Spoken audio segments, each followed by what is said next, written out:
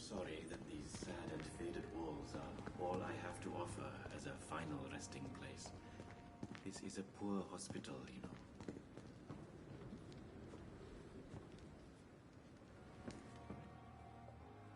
Good evening, Dr. Reed. Such a pleasure to see you again.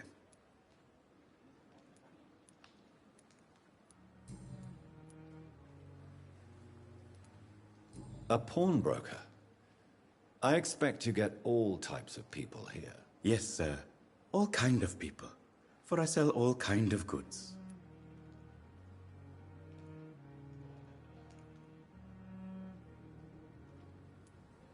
Who comes here to trade with you? It's very unhygienic, even unsafe. Diseases can spread. For the customers, for the hospital. I'm very cautious, sir. I've been a doctor, remember? And all my clients are good people. In fact, I think I only know good people.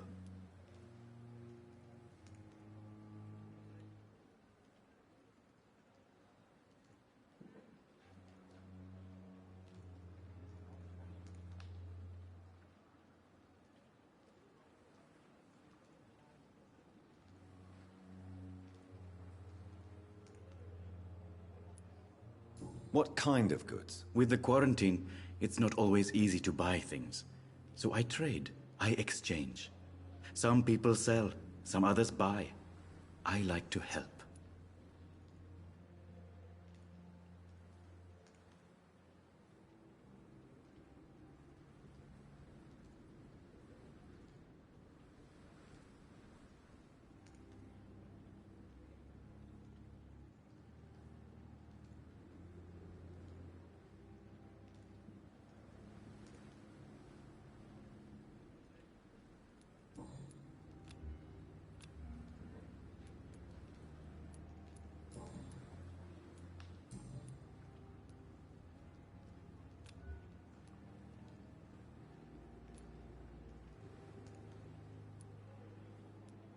Have we met before? I don't think so, sir. Why? When we first talked, you said you were glad to meet me since I was reported dead. A funny story, sir. Your sister came here a few nights ago. You were missing, and she was looking for your body. She must be very relieved now.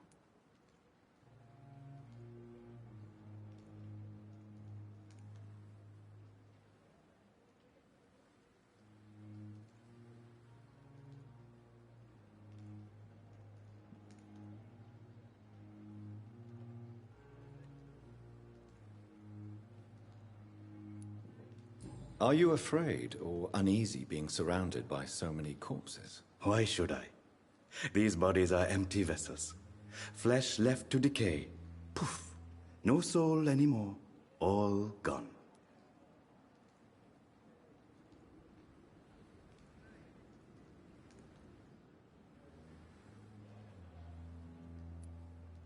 How did you get this job? After I left the army, I worked as an undertaker down by the docks. A dangerous place with many an unpleasant business there. Milton Hooks helped me get a job here.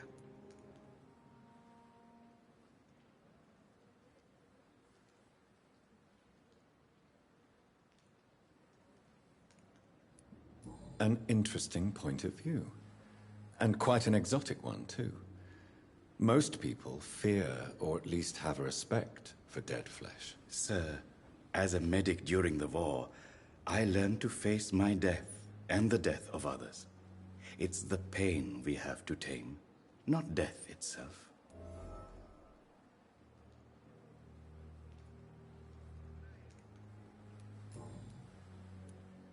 Do you work here alone? Yes, very easy work, sir. All I have to do is watch a few bodies. The situation was very different when the main morgue was still open.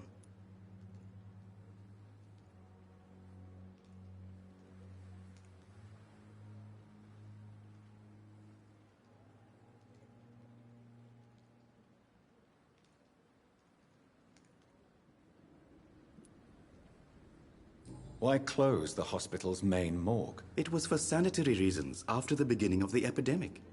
Cadavers had to be moved to the nearest mass grave. Why do you have to watch these bodies? Because these poor fellows have no names. We keep them in case someone comes looking for the missing. Sadly, very rarely happens.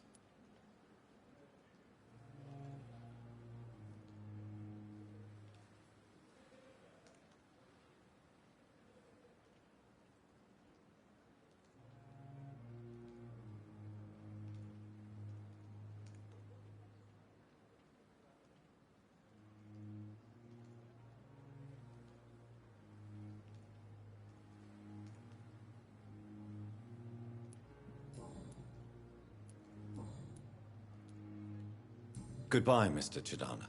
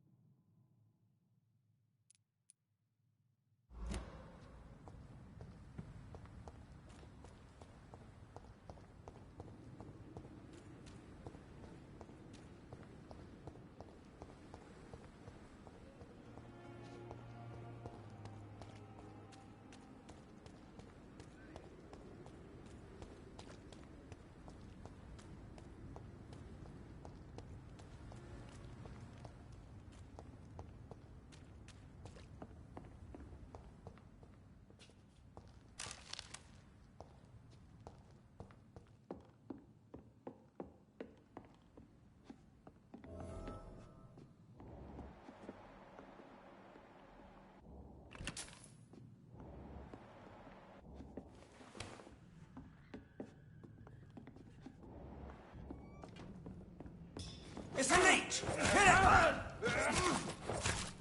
Over there! There's one of them vermin!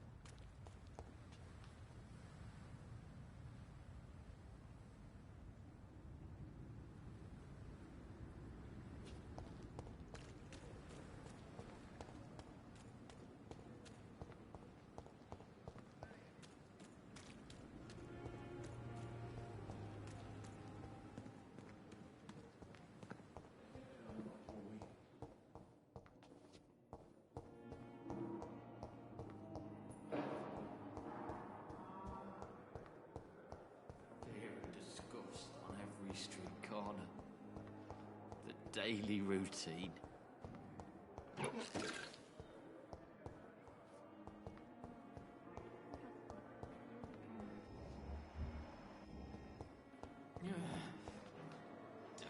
Good evening, Miss Howcroft. How are you tonight? I need blood, Doctor. Warm, rich, vibrant blood.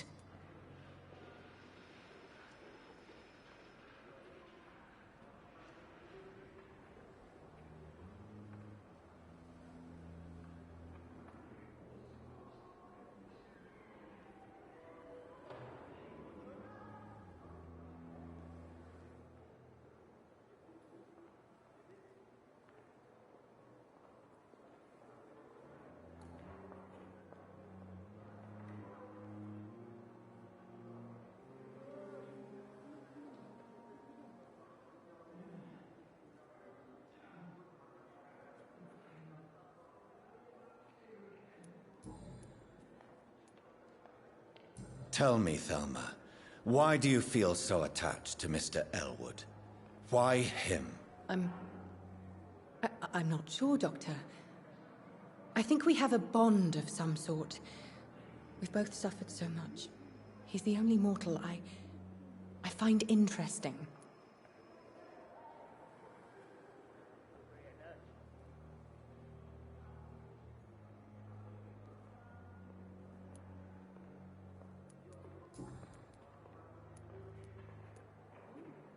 Tell me, Thelma, what do you really know about vampires? I saw one and he saw me.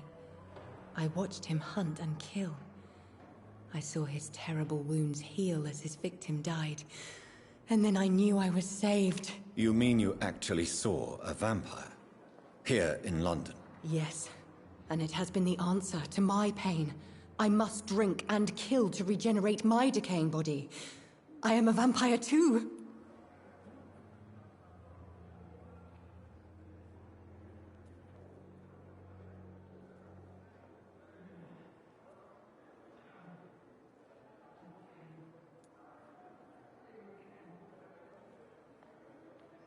You have no idea what problems your claim could cause if heard by the wrong people, Miss Howcroft.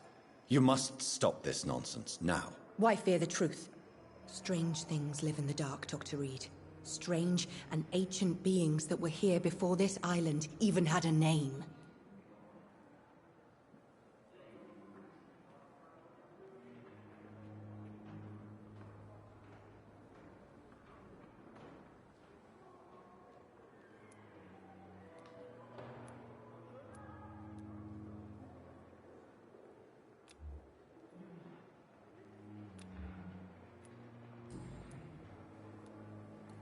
I'll leave you, Mistress of the Dark, to your nocturnal activities.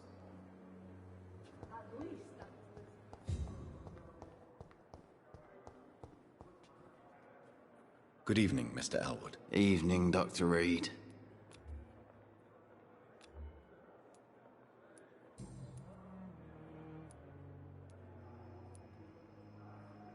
Where were you stationed, sir? Did you serve for long?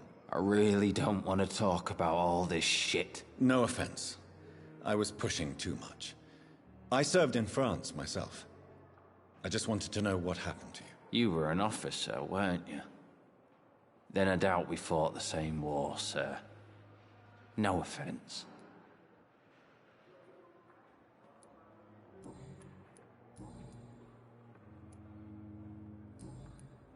Goodbye for now, Mr. Elwood. Fear and disgust on every street corner. The daily routine. My sweet girl. Reads me like a book. Good evening, Mr. Fiddick. Good evening, Dr. Reed. Any news about my operation?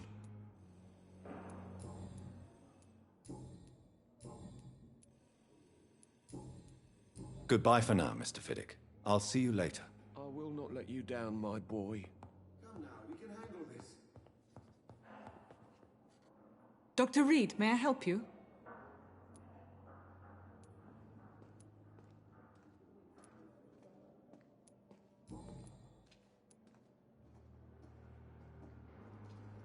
For how long have you been working here, Nurse Crane?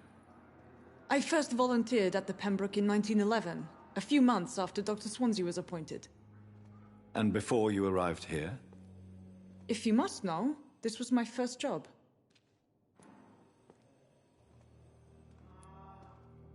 Well, Dr. Swansea certainly has confidence in your abilities. Are you in charge of the nursing staff? Not in an official capacity, but the Pembroke doesn't always work above board, so to speak.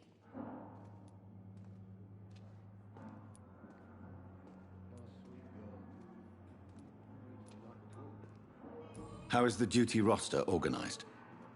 Everybody works until they can't. If there's time, they'll eat a meal and shed a silent tear. What about medical protocols? Dr. Reed, we don't have the money and resources here at the Pembroke like they do in the West End. We do what we can.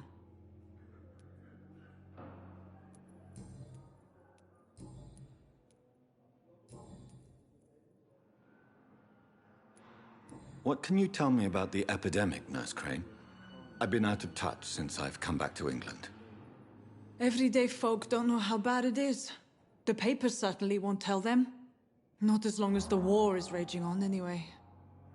News on the front stated that the Spanish flu was under control, at least in Britain. It seemed to be for a while, but that was only last summer. It returned with a vengeance just over a month ago. What can you tell me about our patients here at Pembroke? This hospital was founded to help the East End poor and needy. But since the war and the quarantine, we've had all manner of folk. Can you be more specific? Well, veterans, the elderly, dock workers. We even have a few mental patients. If there's space, we take them.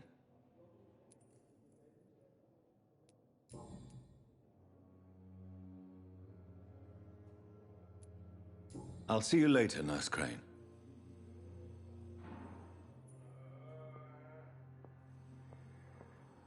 I will not let you down, my boy.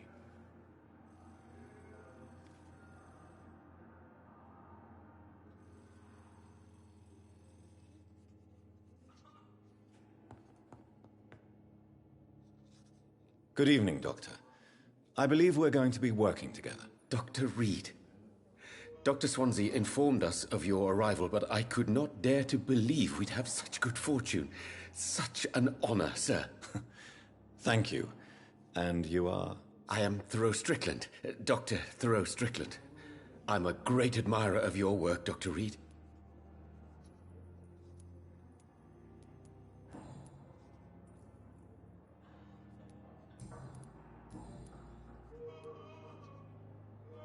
Please, could you tell me something about yourself? I'm a great admirer of your work concerning blood transfusion, Dr. Reed.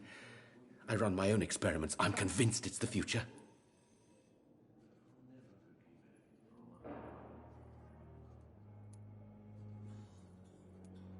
What made you choose to be a doctor? I'm not ashamed to admit you and your work have inspired me. I am honored to have the opportunity to work by your side.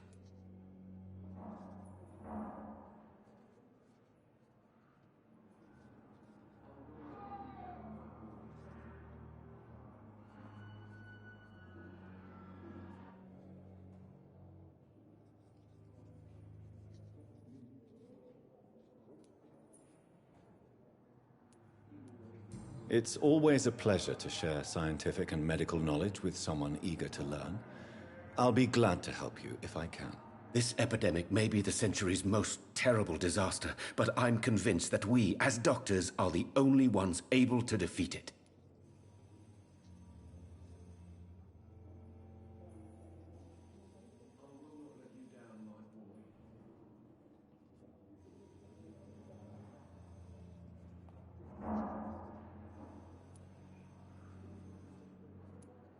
I based my technique on my mentor's research. He helped me perfect my method. What is yours? I'd rather not talk about it. For now, it's just theories and first approach. My process is purely experimental and unsuccessful. As long as you're cautious and methodical, you may remain empty-handed, but you won't fail. You're not the first one to warn me. But I am convinced knowledge is the main weapon against the ravages of this epidemic.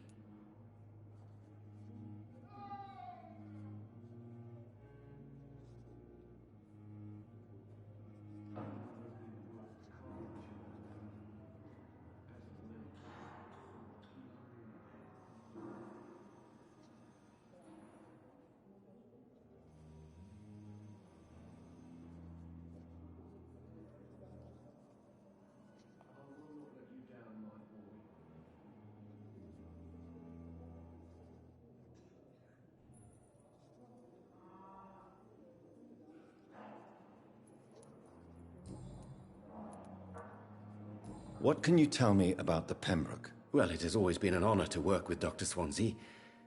But with your arrival, I can't think of a better opportunity to learn about blood transfusion.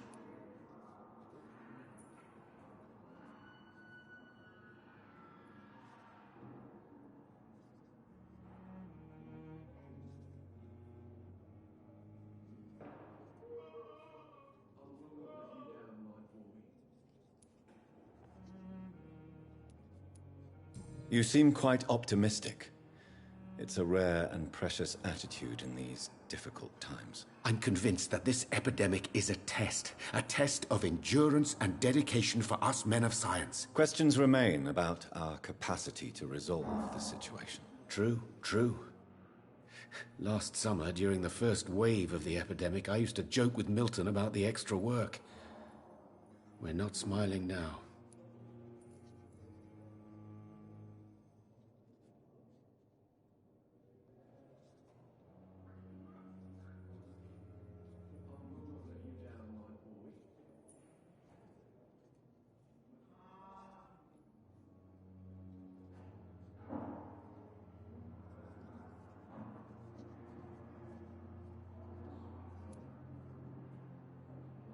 Do you need help with anything in particular? Well, yes, maybe.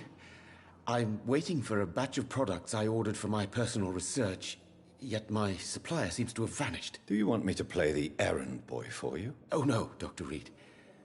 But if you went personally to his shop, what with your reputation and all, he wouldn't dare to refuse the products I need. I see.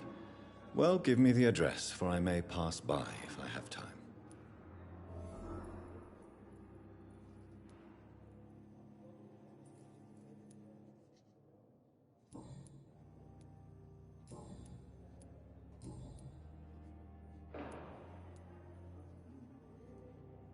Tell me more about your willingness to experiment with new medical techniques. Harvey Fiddick is a patient suffering from a severe injury that could cripple him if not treated correctly. I'm convinced your blood transfusion technique could help him. What is it you really want? To save him, or to prove your point? Fair question.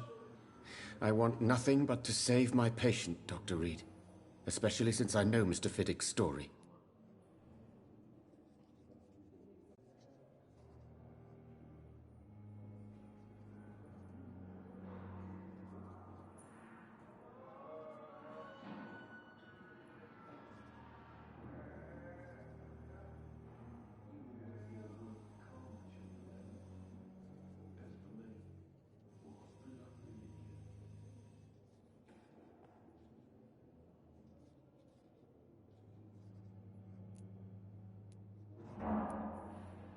This personal involvement could also appear to be a lack of impartiality. You must know that a good surgeon must remain neutral. I agree. But that does not excuse Dr. Ackroyd's behavior, a man who did not even take time to converse with his patient. Do you think keeping his distance was a mistake? All I know is that I'm taking care of human beings with desires, hopes, and fears. Not some biological machine comprised of blood, bones, and flesh.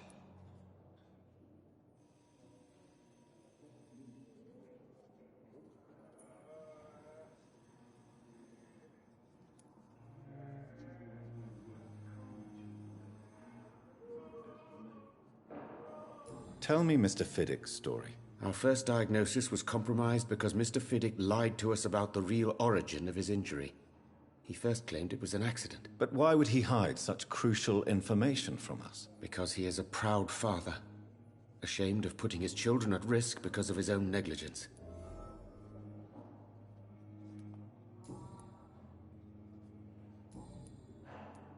Goodbye, Dr. Strickland.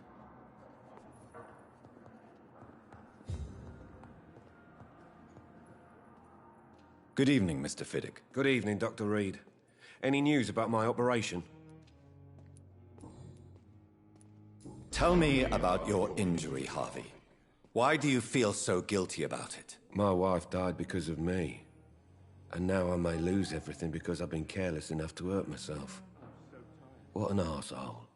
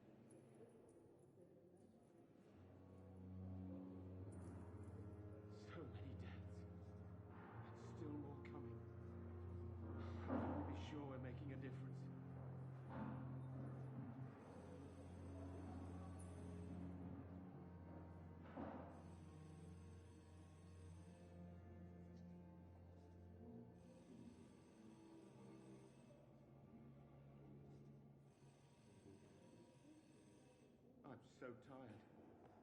Will this shift never end?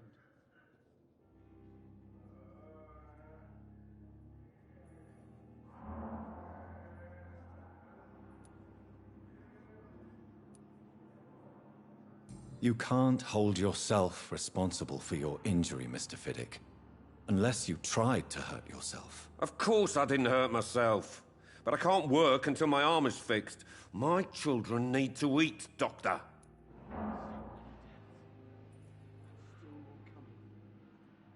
How can we be sure we're making a difference?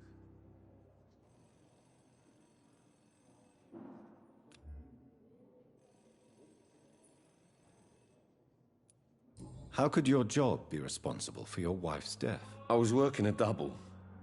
She went out to bring me a hot meal and got caught in a German bomb raid.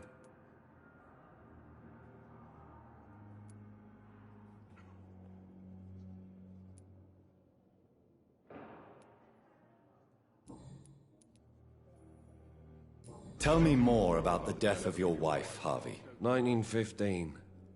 I was in the army. Building workshops for the Royal Flying Corps. Helen was happy I wasn't sent to the front. What happened? The Germans sent Zeppelins to bomb the construction site, but they missed their target. My wife was bringing my dinner when the bombs fell.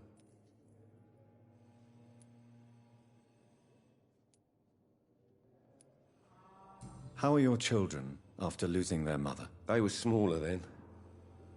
The only good thing about this is my Helen didn't bring them with her that night.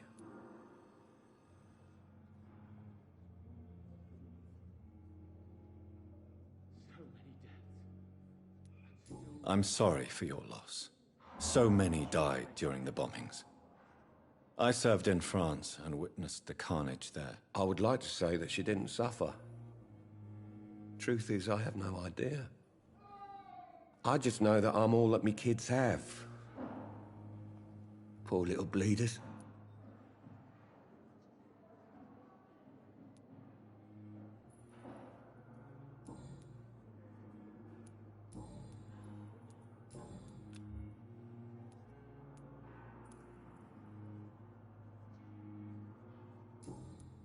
Goodbye for now, Mr. Fiddick. I'll see you later. You always knew the words to calm the Will children, this Helen. shift never end? As for me, what a blundering idiot.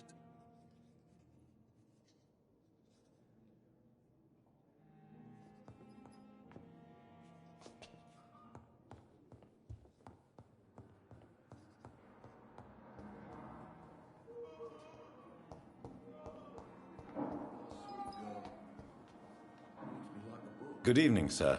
I'm Dr. Reed. I believe we're going to be colleagues. Reed? Yes, I've been informed about your arrival. I'm Waverly Ackroyd. Welcome aboard, I suppose. Does my arrival inconvenience you in some way, Dr. Ackroyd? Let us just say that I don't particularly share Dr. Swansea's enthusiasm for hiring you. What we need here are reliable professionals, not overrated dabblers.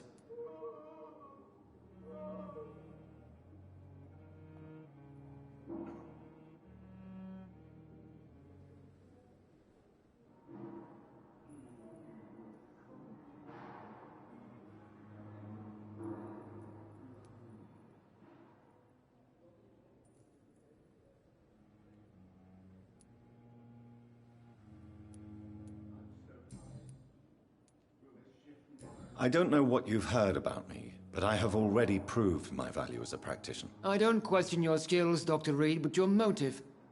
Is it money, fame, or are you truly dedicated? And what exactly is that supposed to mean? I served in the war just like you.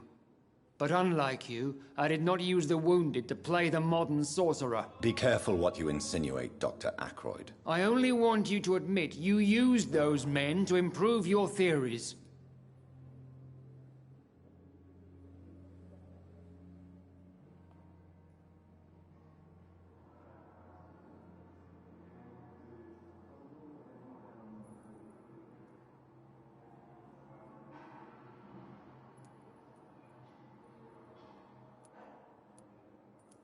I don't see any reason why I should justify my actions to you. That's true, Dr. Reed. The only judge has to be yourself. The question is, are you judging yourself hard enough?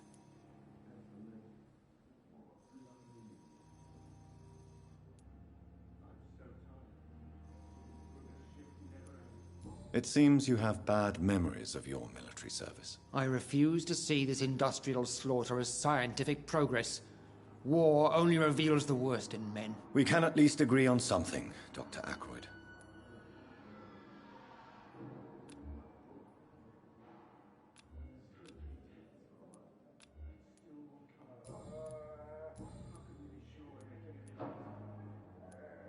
If you have a problem with me, Dr. Ackroyd, please feel free to tell me. Dr. Swansea has imposed your presence on this hospital without asking anyone's advice.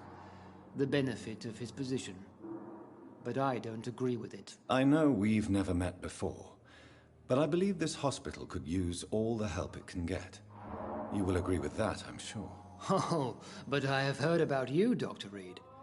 Of course, you can't say the same about me, since I have not wasted my time courting the press.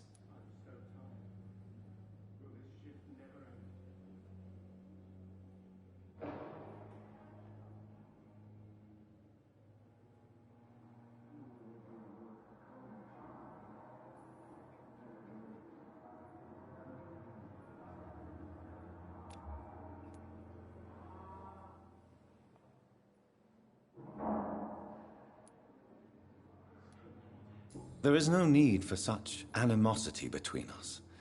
Don't you think the epidemic is already enough to deal with? That is one point we could agree on. And that is precisely why I want to be sure that you will be of help to this hospital instead of a burden.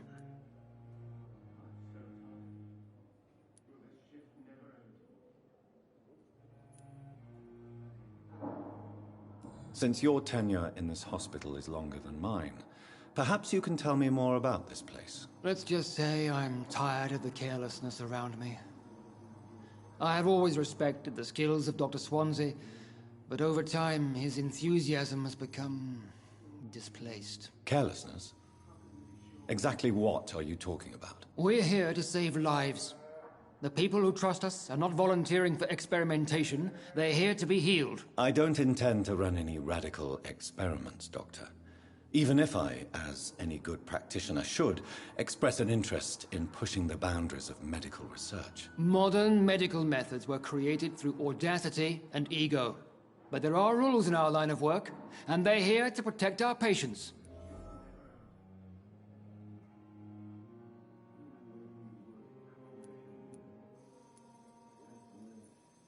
Tell me, Waverly, what do you think of Dr. Strickland's enthusiasm for his experimental research? Strickland is playing with his patients' lives for pride and glory.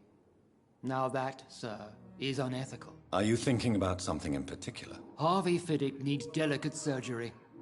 I believe we should stick to the usual procedure, but my young colleague obviously disagrees.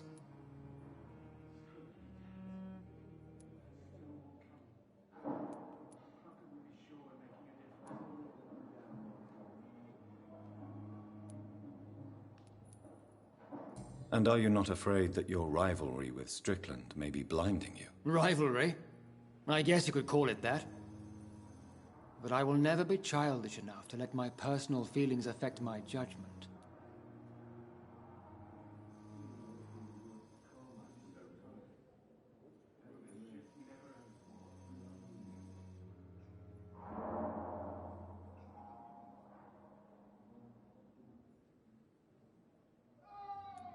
Why do you wish to lead this surgery? I strongly believe that Mr. Fiddick should not be butchered to test an unproven procedure.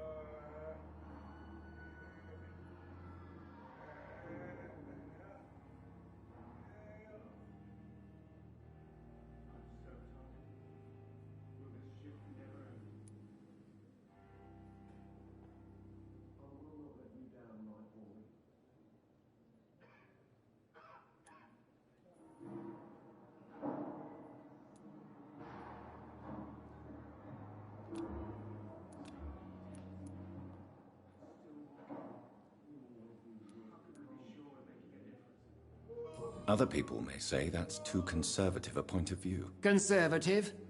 And what are you going to say to Mr. Fiddick if he loses his arm because of the operation? Because that's what's going to happen if the surgery is a failure.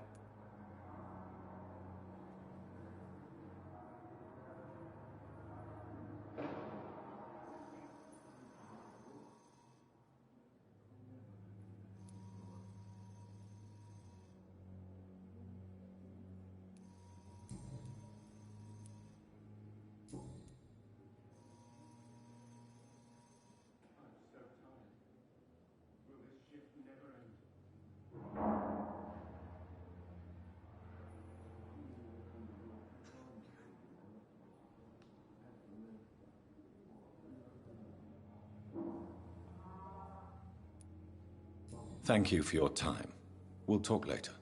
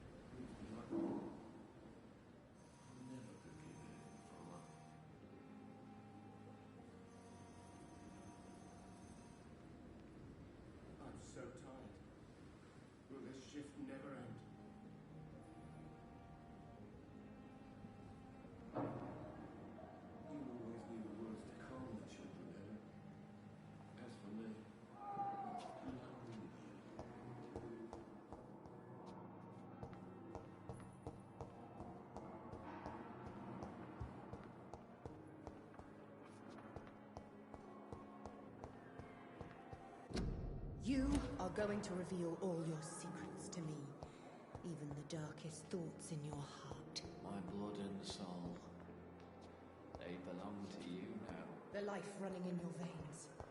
This dead flesh. At least that mistress of the dark has stopped following me.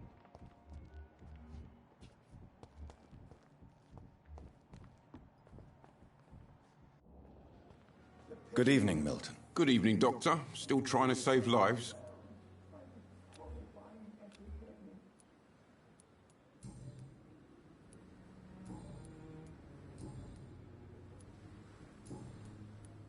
Goodbye, Milton.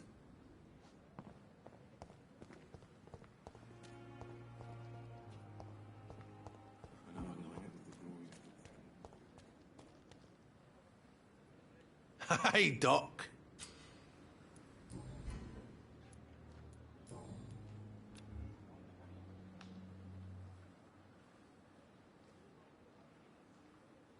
You're lucky to be alive, Mr. Cox. I hope you're starting to take better care of yourself. This place is full of sickness and decay. How could I get better in such a dump? Consider yourself lucky that I'm treating all of my patients equally. But don't push your luck. Don't play the innocent with me. I'm sure you have good reasons to act this way. And also weaknesses that can be exploited.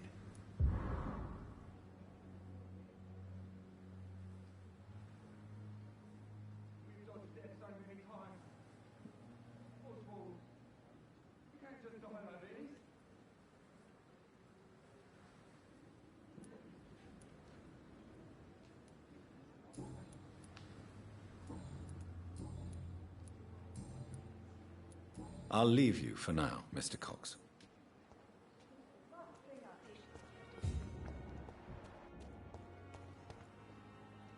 Please, sir. I need help bad. What's going on? I'm Blight, sir. Newton Blight. I've lost my mate. Can't find him anywhere. I'm Dr. Jonathan Reed from the Pembroke Hospital.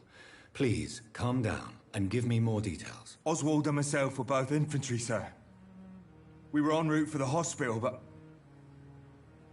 well, we had a disagreement. And Oswald ran off towards the canal. How long have you been searching for him? I can't go there. Too many rats by the water. Fucking rats. Can't stand them since the war, sir. Can't stand them at all. Don't be ashamed, Mr. Blight. Many soldiers who survived the trenches suffer from musophobia. I'll see what I can do for your friend.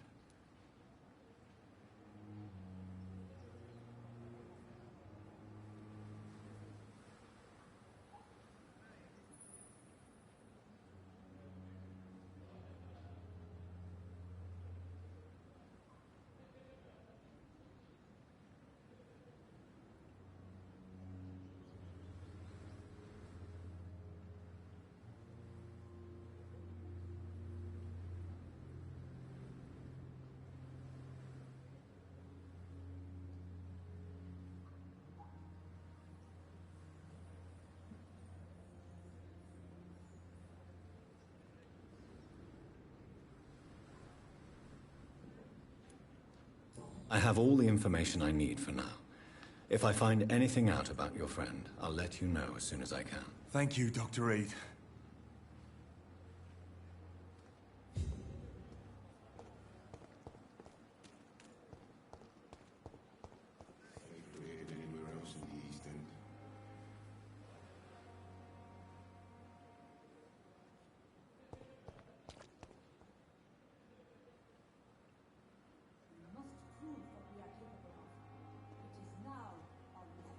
Perhaps I should have considered the offer from that Cadogan fellow.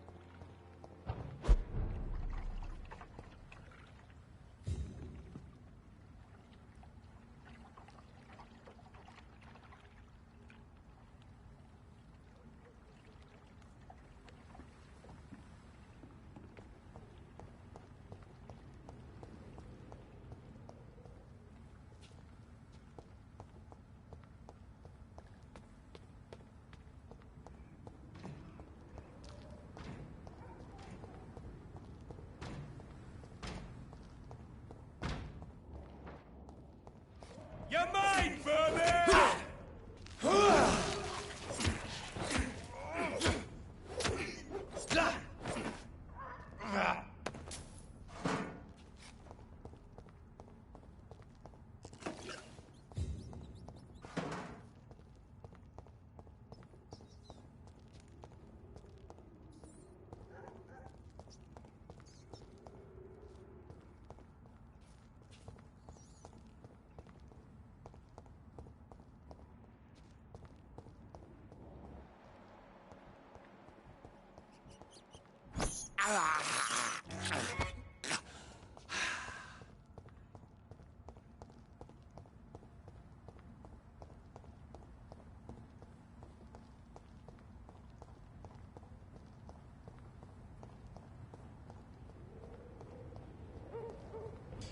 It's one of them! There's one of them!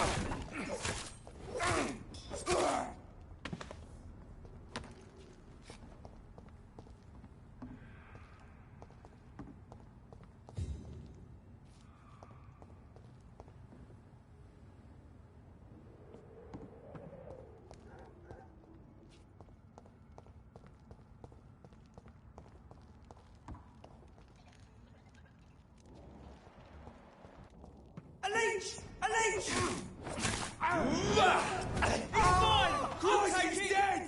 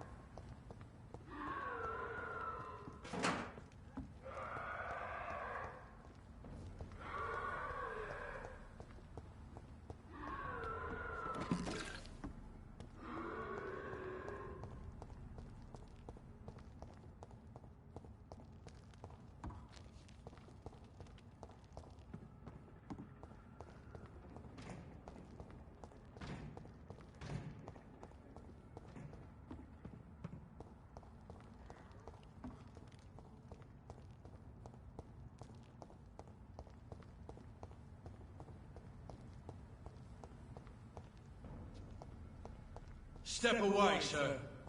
Stupid beast!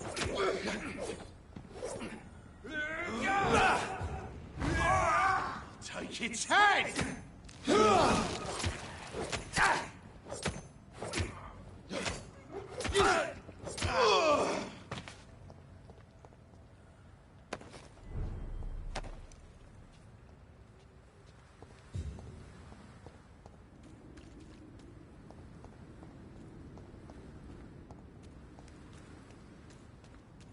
It ain't human! Kill it!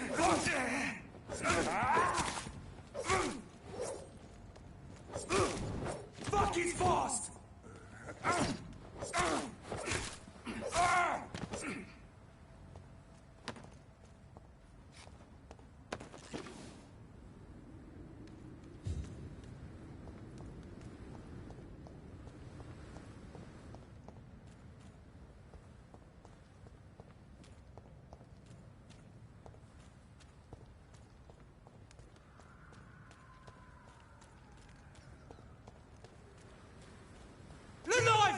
It's on to us! No! Oh God, no! No!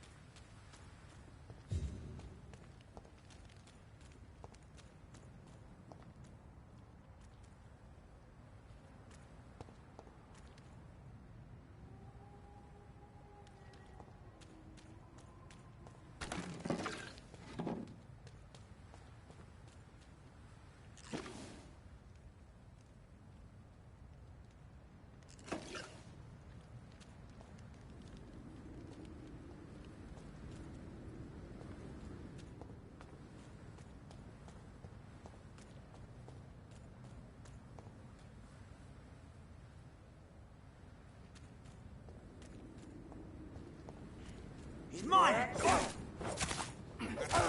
Over there! There's one of them vermin!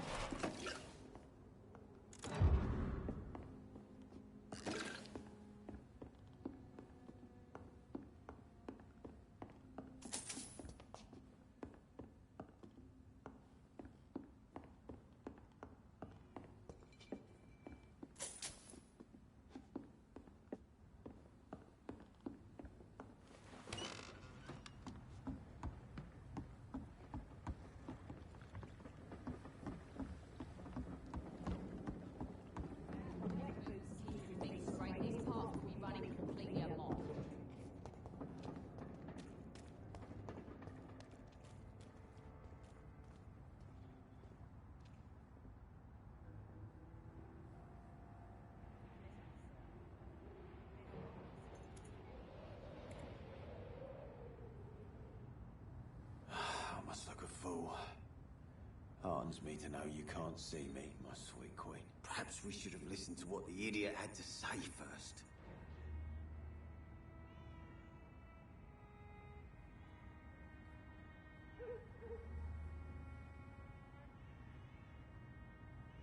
Perhaps we should have listened to what the idiot had to say first.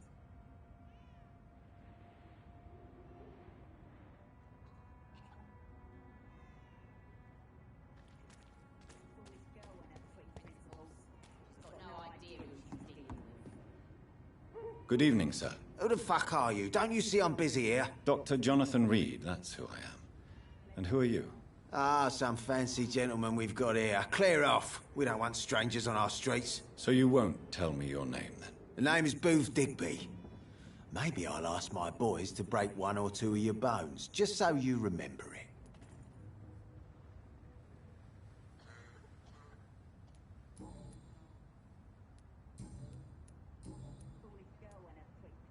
Are you some kind of vigilante patrolling these streets at night? Something like that, but the police aren't in charge here. We are, see?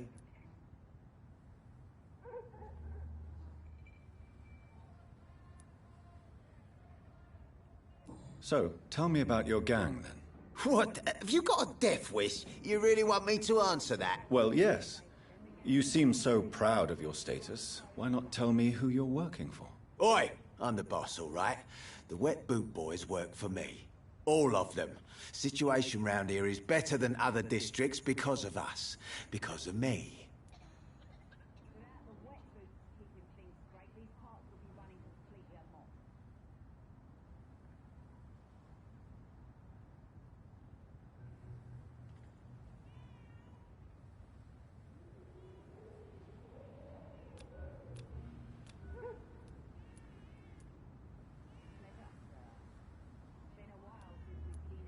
So you're a concerned criminal, is that it? Using funny jokes about me and my boys, are you? Fuck. You must have some balls. I saw many men like you during the war, Mr. Digby. Greedy little cockroaches who feed on despair. I could kill you for saying that. But, nah. You've been a soldier. I can respect that.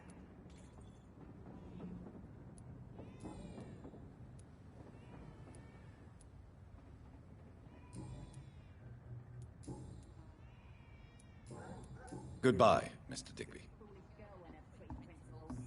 got no idea who she's dealing with.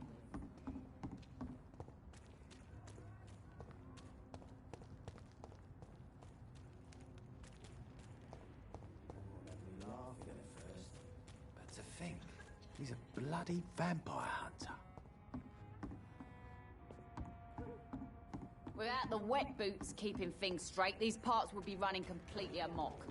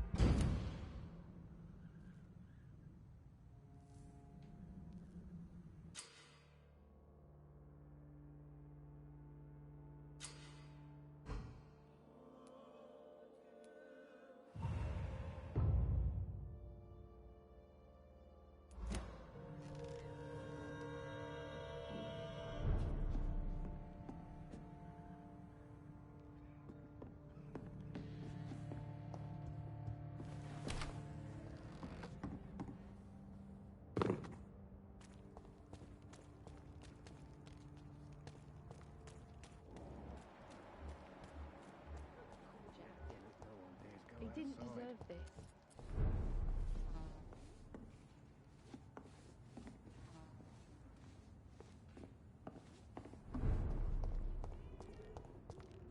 Are they stupid or something?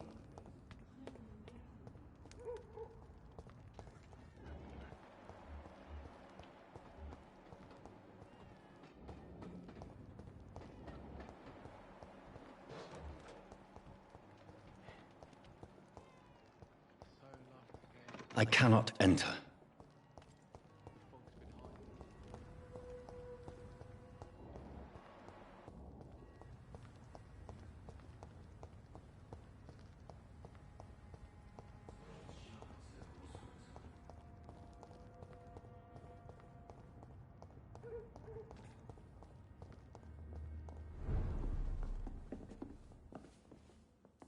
So few clients.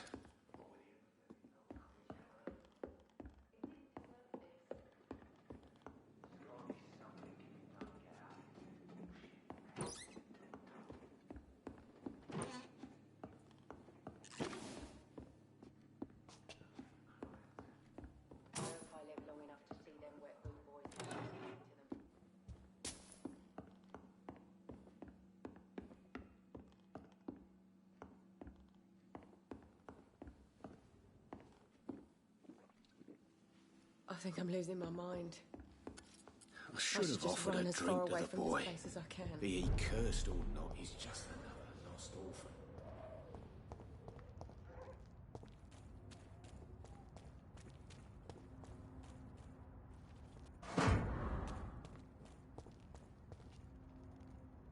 Good evening, miss.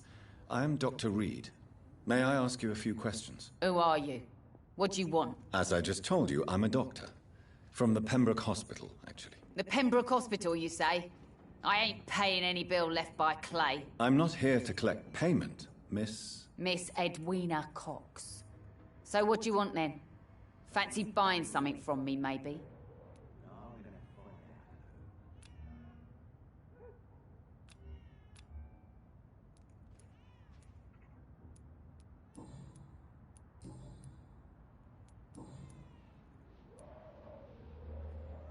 What can you tell me about your work? I'm a businesswoman. I buy and sell things, and I send my wet boot boys after anyone who don't play nice with me. Gang member and shopkeeper. Can't be easy running double shifts. If you're interested, I may find use of a doctor who can freely walk across the city, you know.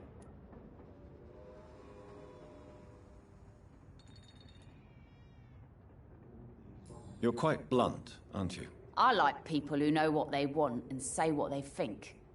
This is a time of great opportunity for those ready to embrace their destiny. I'm not interested in a career in the criminal underworld, Miss Cox. Fair enough. Stay away from us then, if you don't want to get hurt or worse. Since my return from the war, I don't feel that concerned by threats, knives, or even bullets, if you must know. That's exactly what that stupid trade unionist claimed after he attacked one of us. Booth and I reminded him a bullet beats words every time.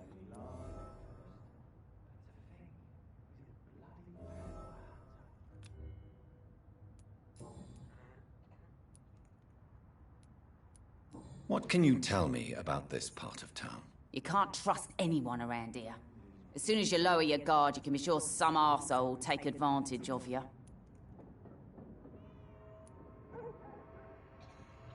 You sound like you're thinking of somebody in particular. Take the gravediggers of Southwark. They must pay me every week, but it looks like they forgot who gave them permission to steal from the dead. Looting corpses in a mass grave. That is a new low. Whatever. Hey, since you're a doctor and all, maybe you can access that forbidden area and remind those bastards what they owe.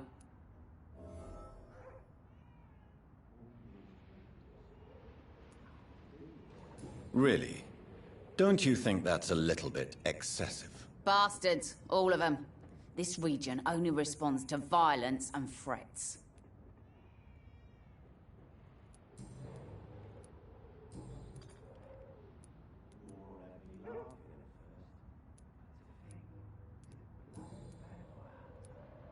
Tell me about the man you and Booth killed, Edwina. The bastard killed one of us and received retribution. There's nothing else to say. What happened exactly? I don't know, and I don't care. One of ours was killed by that communist bastard, but he didn't brag for long. So you have no idea what really happened, but you executed him anyway. No one messes with the Wet Boot Boys, Doctor. This is our territory, and this is our law. And your conscience is clear. You kill without hesitation. Violence is an efficient tool, Dr. Reed, when used properly. So you decide who lives and who dies, just like that. Yes, Doctor. Just like that. I'm not saying it's fair. I'm saying it's my way of dealing with troublemakers.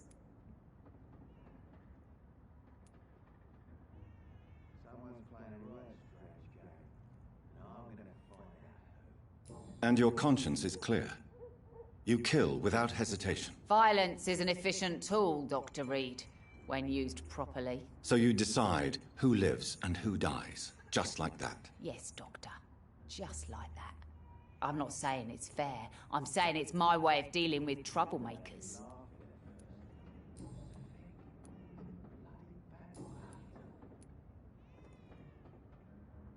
Goodbye, Miss Cox. Without the wet boots keeping things straight, these parts would be running completely amok. Someone's playing a right strange game, and I'm gonna find out who.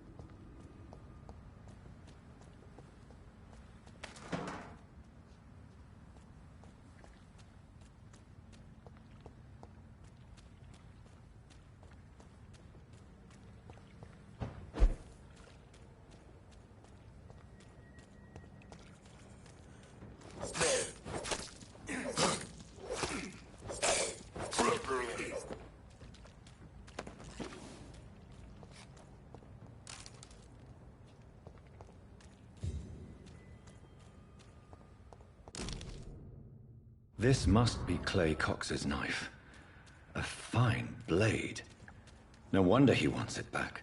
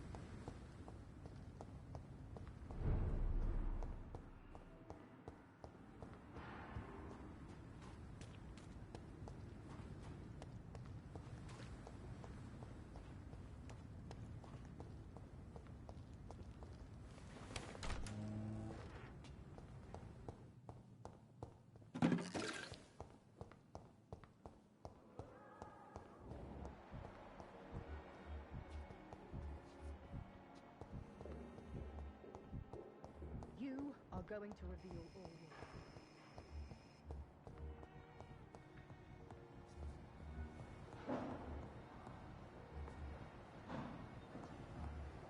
I'm so tired.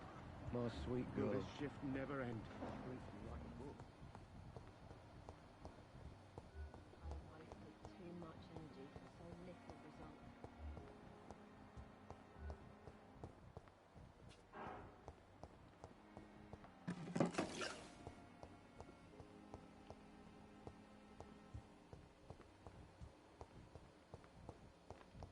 But the suffering continues.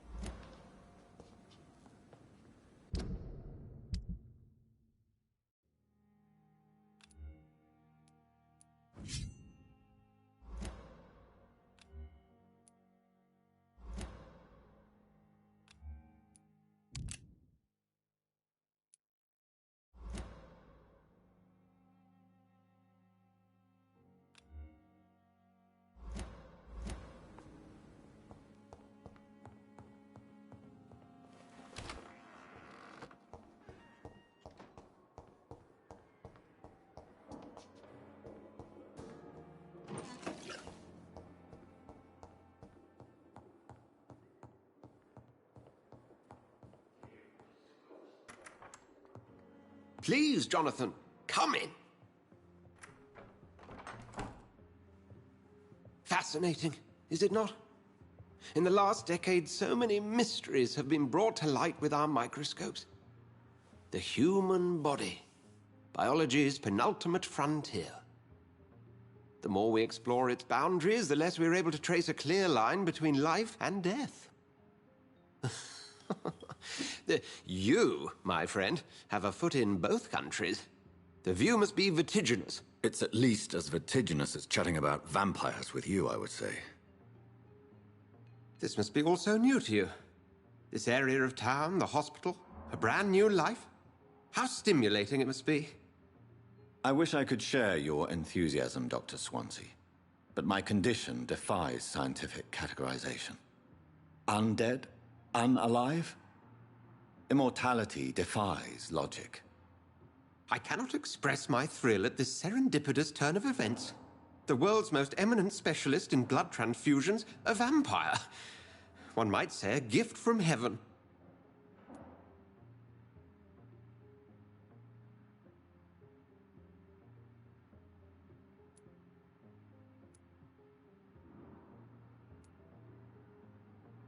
There is an absurd poetry to my situation. Physician, heal thyself. Forgive me. I've been an admirer of your work for a long time, and now you are so much more than a brilliant physician. And please, call me Edgar.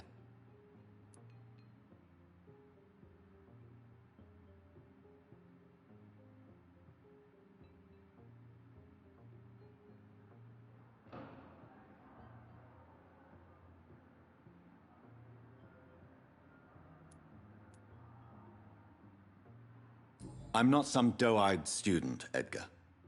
I understand we both have something to gain from this relationship. Very well. I have a task for you, Jonathan. Something that will require all your newfound skills. Please, go on. The Pembroke only survives through the generosity of our benefactors. Unfortunately, our main donor has found herself in a bit of a bind. Now, if you could help her out... A spokesman or politician is what you need. That's not my calling. And until I come to understand what has happened to me, I require discretion. Discretion is in order, Jonathan. Lady Ashbury has recently received rather indelicate correspondence that, if revealed, would jeopardize her position. And you would like me to eradicate this threat? By the stole, of course not. I would just like you to pay her a visit. Her ladyship is certainly near the tents outside, tending the sick. You can't miss her. Look for someone impossibly delicate. Accepted. I'll see what kind of trouble Lady Ashbury is in.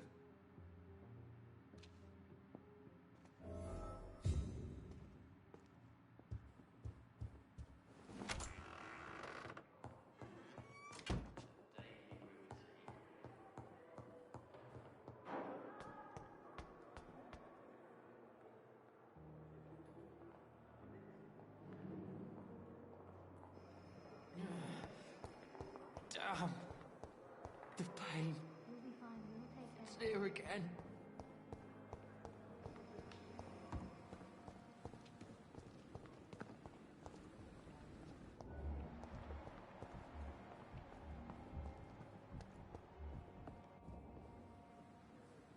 The flu took my dear wife, Emily. I take comfort knowing we'll soon be together again. Mr. Rainfield, that's no way to talk. You're in good hands here, and we'll be up again soon enough.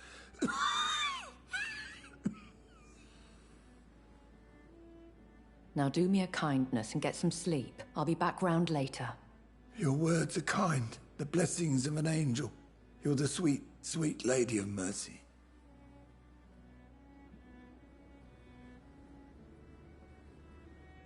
Good evening, Dr. Reed. It's a pleasure to see you again. You seem surprised. Dr. Swansea has brought me up to speed concerning your recent appointment to Pembroke Hospital. You're a the lady who saved me that night, before vanishing into thin air.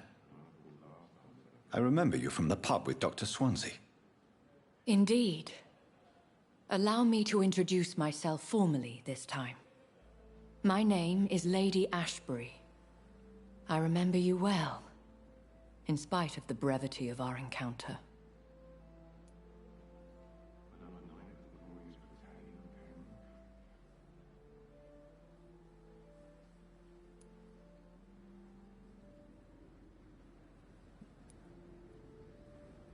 Apologies.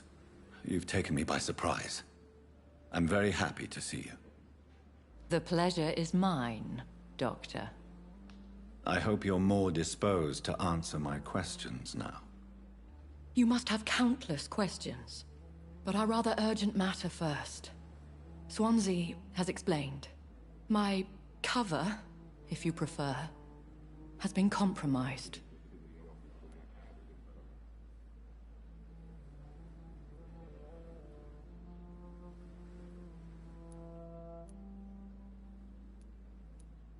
Have any of the patients given you trouble? These poor souls have so little left to live for. I do my best to ease their pain.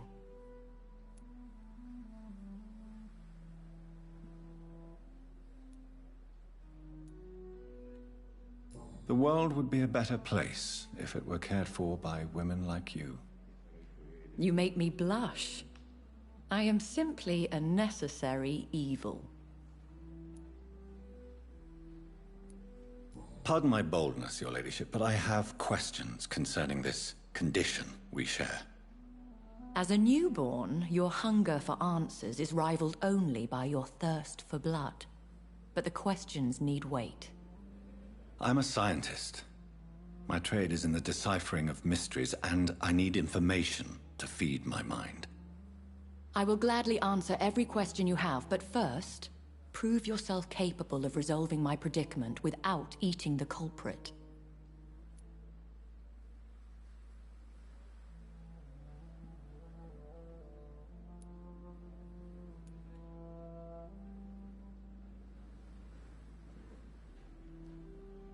Dr. Swansea has commissioned me to be your agent in this matter. You could start by explaining what's amiss. These past insufferable weeks, I've been the victim of extortion. I've made a first payment, but the blackmailer grows greedy. I must refuse his most recent demands.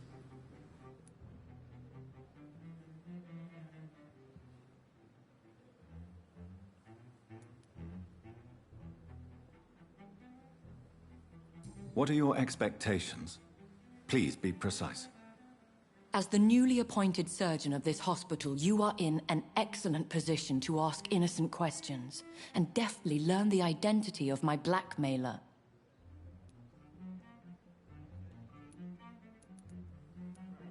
Who would be so foolish as to threaten you? A kindred spirit. Even if it were the case, and I highly doubt it, a vampire would have asked for something more valuable than money. My suspicions lean toward a patient, or their family. If we're dealing with an ordinary criminal, surely you've the means to deal with it yourself, if I may. As immortal tradition doth dictate, all fangs and hypnotic eyes ablaze, the blood would run like a river. That's what I hope to avoid. Violence has a tendency to spiral out of control.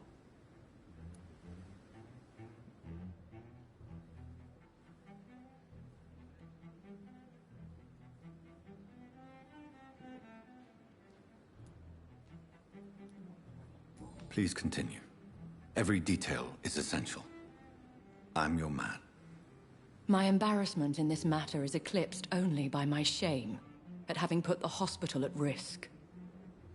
The threat from our anonymous scoundrel is clear. A list of dates. My visits coinciding with the dates of suspicious patient deaths due to massive blood loss.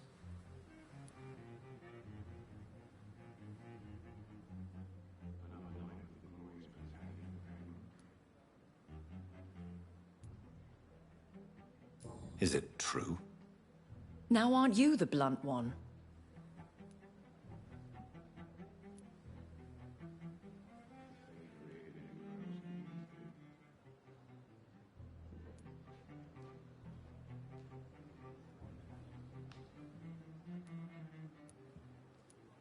You are aware that I too know the thirst for the Scarlet Nectar. In all honesty, I'm not simply a patron to the hospital. My visits serve a dual purpose. Dr. Swansea has been treating my condition with a revolutionary technique of blood transfusion. It seems you are a specialist in the domain. I'll take care of it. Do you know where I should start? If that was the case, I'd settle the matter myself. You could talk to our local gossip, Harriet Jones. Not a pin drops here without her hearing about it. I'll meet that woman now. My life, as others know, is in your hands, Dr. Reed. I'm sure of your discretion, but I do fear your powers of persuasion will be put to the test. When this is resolved, I'll be your obligé. I'll answer all questions in regards of your condition.